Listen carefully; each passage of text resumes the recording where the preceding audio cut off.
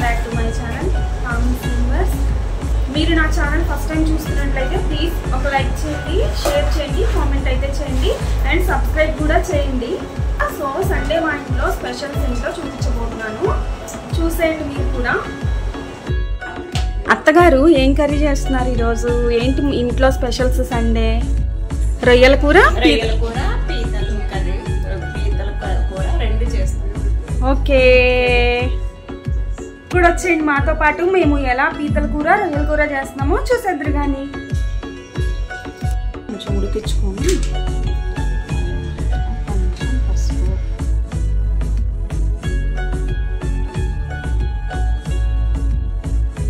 రొయ్యలు మంచిగా పొట్టు ఒలుచుకున్నాము. ఒలుచుకున్న తర్వాత నరం అంతా తీసేసి చక్కగా నీట్గా వాటర్తో అయితే క్లీన్ చేసుకొని, ఆ తర్వాత పసుపు, కల్లుప్పు లేదా నార్మల్ సాల్ట్ అయినా వేసుకొని కొంచెం సేపు అయితే మ్యారినేట్ చేసుకోవాలన్నమాట. ఉప్పు పసుపు వేసి కలుపుకుని ఈ రొయ్యల్ని స్టవ్ మీద పెట్టుకొని ఉడికించుకోవాలి. రొయ్యలు ఉడుకుతూ ఉన్నప్పుడు ఇలా వాటర్ వస్తాయి అన్నమాట.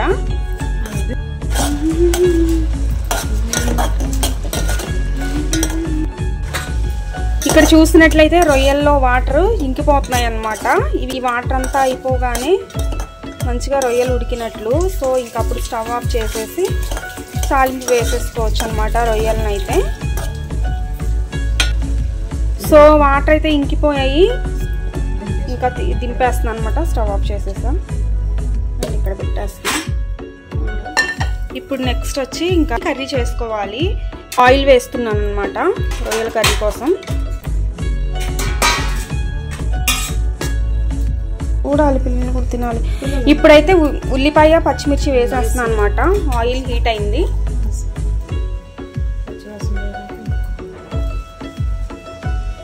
ఉల్లిపాయని నూనెలో వేయించుకుందాము.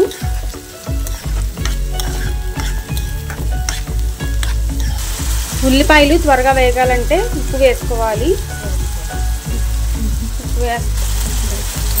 ఇందులోనే పసుపు కూడా వేసేస్తున్నాం. మొత్తం కలిపేసుకున్నాము. ఇక్కడ మా అత్తమ్మ అయితే ఇంకా నెక్స్ట్ టమాటాలు వేయాలి కదా గ్రేవీ కోసం, గ్రేవీ కర్రీ అనమాట. సో టమాటాలు కట్ చేసి పెట్టారు. ఇక్కడ చింతపండు కొంచెం నానబెట్టుకున్నారు, చూసారు కదా, కొంచెం పులుపు కోసం అనమాట. బాగుంటుంది టేస్ట్ అయితే. అది నెక్స్ట్ ప్రాసెస్ ఏంటో చూద్దాం. ఉల్లిపాయలు మగ్గుతూ ఉన్నాయి, తిప్పుతున్నాను.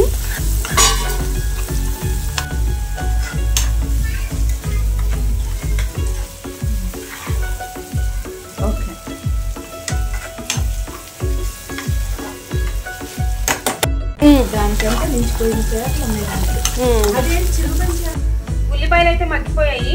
ఇప్పుడైతే టమాటాలు వేస్తున్నాను అనమాట.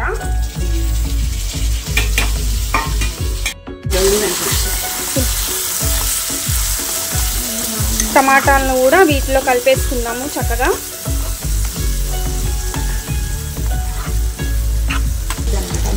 రెండు నిమిషాలు అయితే మూత పెట్టుకుందాము, చక్కగా కుక్ అయిపోతుంది టమాటా. ఇప్పుడు ఎంతవరకు ఉడికాయో టమాటాలు చూద్దాము. అడుగంటకుండా ఇలా తిప్పుకుంటూ ఉండాలి మధ్య మధ్యలో. ఇంకా అల్లం వెల్లుల్లి పేస్ట్ వేయలేదు. టమాటాలు మగ్గిపోతే అల్లం వెల్లుల్లి పేస్ట్ వేయచ్చు.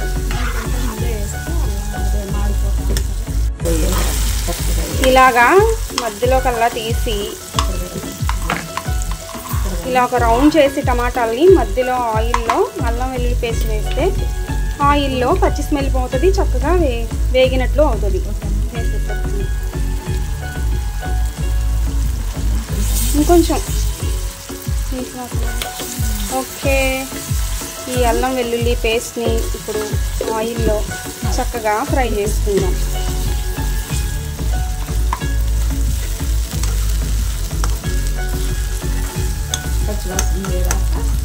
పచ్చి స్మెల్ పోయే వరకు మా అత్తమ్మ ఇలానే చేస్తారనమాట, మధ్యలో పెట్టేస్తారు. సో ఆమె స్టైల్ అయితే మాకు అలా నేర్పించారు, మేము అలానే చేస్తాం. ఓకే, నెక్స్ట్ కారం వేస్తున్నాం అనమాట.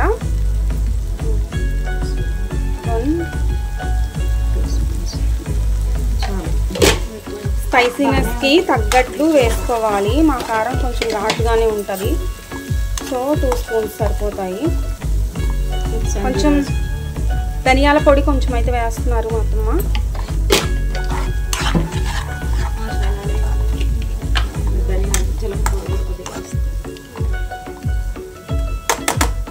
జీలకర్ర పొడి వేస్తున్నారు.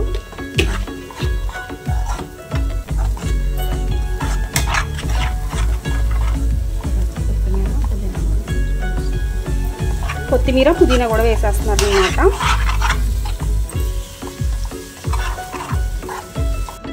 సాల్ట్ చూసుకొని టేస్ట్కి తగ్గట్టు వేసుకుంటున్నాం అనమాట. ఉల్లిపాయలు మగ్గడానికి 1 స్పూన్ అట్లా వేసాను, సరిపోలేదు కదా. కొంచెం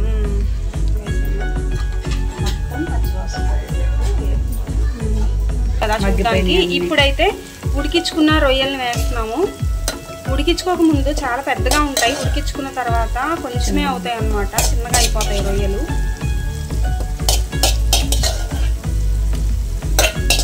కొంచెం కారం ఉప్పు కారం అన్నీ చూసారా రొయ్యలు కర్రీ. ఇలా కూడా గ్రేవీ లాగా బాగుంటుంది. పులుసు కావాలంటే పులుసు వేసేసుకోవచ్చు. కొంచెం మనం కలుపుకోవడానికి రైస్లో కావాలి అంటే పులుసు వేసుకుంటే బాగుంటుంది అనమాట. ఇది ఇగురు అనమాట, ఇంకా రొయ్యల ఇగురు అనొచ్చు టమాటాతో. చూడండి ఎంత బాగుందో చూడడానికి కర్రీ అయితే. టేస్ట్ కూడా చాలా బాగుంటుంది. చింతపండు పులుసు వేస్తున్నారు మా అత్తమ్మ.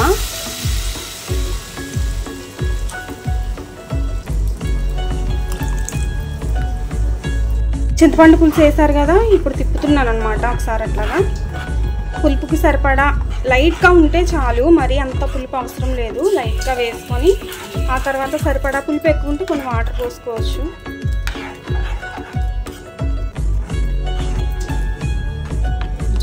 టేస్ట్ ఉప్పు చూడు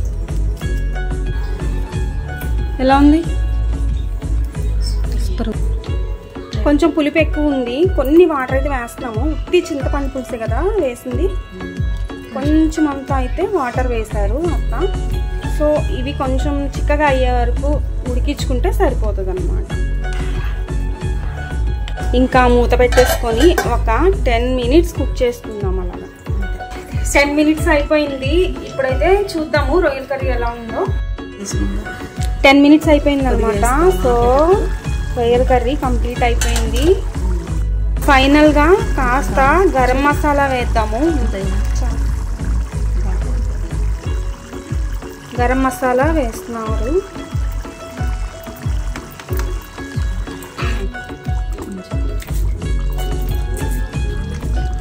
ఈజీ కదా రొయ్యల కర్రీ చేసుకోవడం, మీరు కూడా ఇలా ట్రై చేయండి. టేస్ట్ ఉంటుంది, ఈజీగా కూడా అయిపోతుంది అనమాట. కొత్తిమీర వేస్తున్నాము. అత్త అయితే కొత్తిమీర, మా అత్తమ్మ అయితే కొత్తిమీర వేస్తున్నారు. ఇంకా ఫైనల్ టచ్ అనమాట. ఇంకా స్టవ్ ఆఫ్ చేసేసుకున్నాం. ఇంకా ఎమ్మీగా రెడీ అయిపోయింది.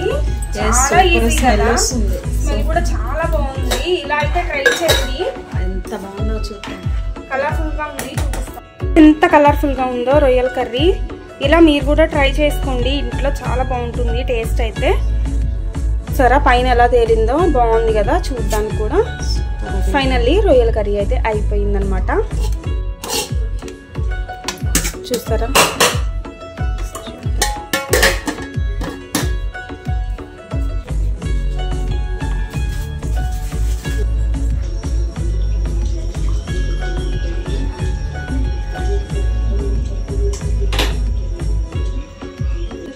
రొయ్యల కర్రీ అయిపోయింది. పీతలు వండే ముందు ఈ గ్యాప్ లో టీ తాగుతున్నాను అనమాట. టీ తాగేసి పీతల కర్రీ స్టార్ట్ చేద్దాం.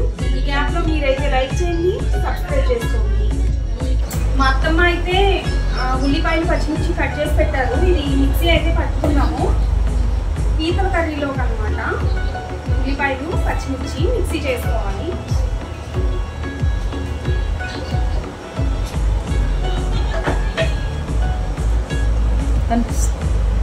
ఉల్లిపాయ పచ్చిమిర్చి పేస్ట్ చేసుకున్నాము. ఇందులోనే టమాటాలు కూడా పీసెస్గా కట్ చేసుకున్నాము, అవి కూడా వేసి మిక్సీ చేసేస్తాము. మొత్తం ఒకసారి ఈ ఉల్లిపాయ పేస్ట్లోనే టమాటాలు కూడా వేసి మిక్సీ పట్టేస్తున్నాం అనమాట. ఈ ఎల్లో కలర్లో కనిపిస్తున్న పార్ట్ ఏంటి అంటే గుడ్లు. మా హస్బెండ్ అయితే వీటిని క్లీన్ చేయించి తీసుకొచ్చారనమాట. మా అత్తమ్మ అయితే ఇంకా వాటర్తో క్లీన్ చేశారు, ఇప్పుడే కడిగారనమాట. సో ఇంకా వీటిని అయితే కర్రీ చేసేసుకోవడమే. ఇవి బతుకున్నప్పుడు పట్టుకోవడం భయం, కానీ చనిపోయిన తర్వాత ఈజీగానే ఉంది పట్టుకోవడం. గుడ్లు చూసారా, ఎగ్స్. ఇవి ఎగ్స్ పీతలు అనమాట, గుడ్డు పీత అంట. మీరెవరైనా ఈ పీతలు తినుంటే కామెంట్ చేయండి. నూనె అయితే వేసుకుంటున్నాము పీతల కర్రీ కోసం. ఉల్లిపాయ, పచ్చిమిర్చి, టమాటా పేస్ట్ చేసుకున్నాం కదా, అదనమాట. ఇప్పుడు ఆయిల్లో వేస్తున్నా. ఆయిల్ అయితే మరిగింది.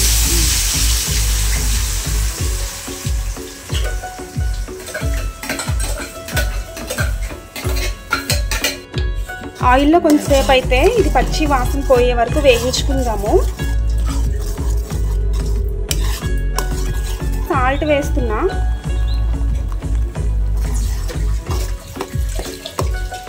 ఇప్పుడు కొంచెం పసుపు అయితే వేస్తున్నా. పసుపు వేసుకున్నాక కలుపుతున్నాను అన్నమాట. మూత పెట్టి మగ్గించుకుందాము. మూత తీసి ఎలా ఉందో చూద్దాం. నెక్స్ట్ అల్లం వెల్లుల్లి పేస్ట్ వేస్తున్నాం.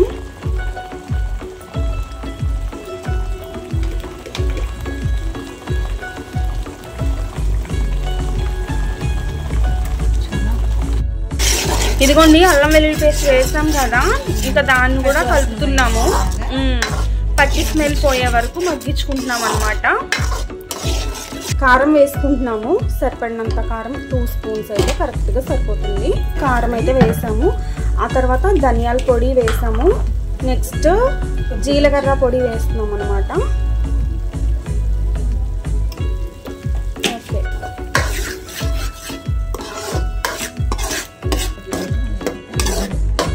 పీతలను అయితే వేసేసుకుందాము.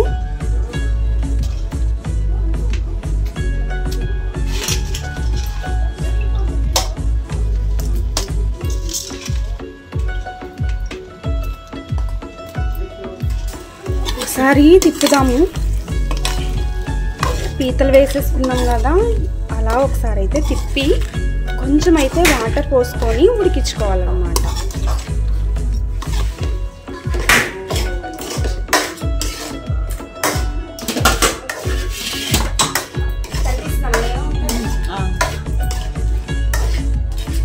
మూత పెట్టి రాళ్ళలా తగ్గుతున్నాయి కానీ ఎగ్స్ ఉన్నాయి, జాగ్రత్తగానే ఉండాలి. చిన్న పీతలు కదా.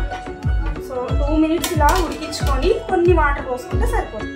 గ్యాప్లో ఈ పీతలు ఏంటి అంటే ఉప్పు కారం అంతా పడతాయి అన్నమాట పీతలకి. సో అప్పటి వరకు అయితే ఉడికించుకుందాము.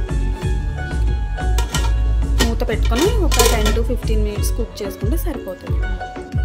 సో ఇప్పుడైతే ఎలా ఉందో చూద్దాం. ఇన్ని వాటర్ అయితే వేస్తున్నాము. చూసారు కదా, నూనె అయితే పైకి తేలింది. క్రాబ్స్ కూడా మంచిగా ఉడికాయి అనుకుంటా. నెక్స్ట్ ఇంకా కొత్తిమీర, పుదీనా వేసేయడమే. కొత్తిమీర అయితే వేసారు మొత్తమ్మ. ఇంకా ఫైనల్గా కాస్త ధనియాల పొడి వేసుకొని స్టవ్ ఆఫ్ చేసేసుకుంటే సరిపోతుంది. గరం మసాలా వేసుకుంటున్నాము. ధనియాల పొడి వేస్తున్నాం అన్నమాట. అంతేనండి, ఫైనలీ ఇంకా స్టవ్ ఆఫ్ చేసేసుకోవడమే. ఎంత కలర్ఫుల్గా ఉందో కదా క్రాబ్ కర్రీ. నేనైతే అసలు తినలేదు ఇప్పటి వరకు అయితే, వండేటప్పుడు చూడడమే తప్ప. ఇదిగోండి, స్మెల్ అయితే చాలా బాగుంది, కర్రీ స్మెల్. ఫైనల్లీ పీతల కూర అయితే రెడీ అయిపోయింది. ఇలా సింపుల్ వేలో చేసుకోవచ్చు పీతల కర్రీ. ఒక ½ అన్ అవర్ ఉడకబెట్టుకుంటే, అదే కుక్ చేసుకుంటే సరిపోతుంది అనమాట. ఎమ్మీగా స్పైసీగా పీతల కర్రీ అయితే రెడీ అయిపోయింది.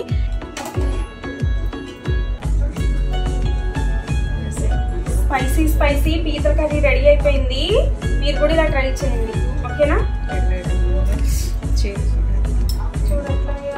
కాళ్ళు వేసేవారు మళ్ళీ అదే వేయలే కానీ అదే దాన్ని ఓకే చాలు గ్రేవీ చాలు. ఫైనల్లీ చూసారు కదా, ఇది ఈరోజు వీడియో అయితే. Please like, share, subscribe to my channel. Thank you, bye.